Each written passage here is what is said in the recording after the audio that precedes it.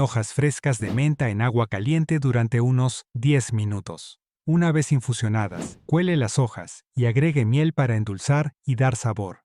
La menta es conocida por sus efectos calmantes en la garganta, ayudando a aliviar la irritación y facilitando la respiración. Disfrute de este refrescante jarabe como remedio natural para aliviar la tos. Jarabe para la tos con raíz de regaliz. Para preparar el jarabe para la tos con raíz de regaliz, hierva la raíz en agua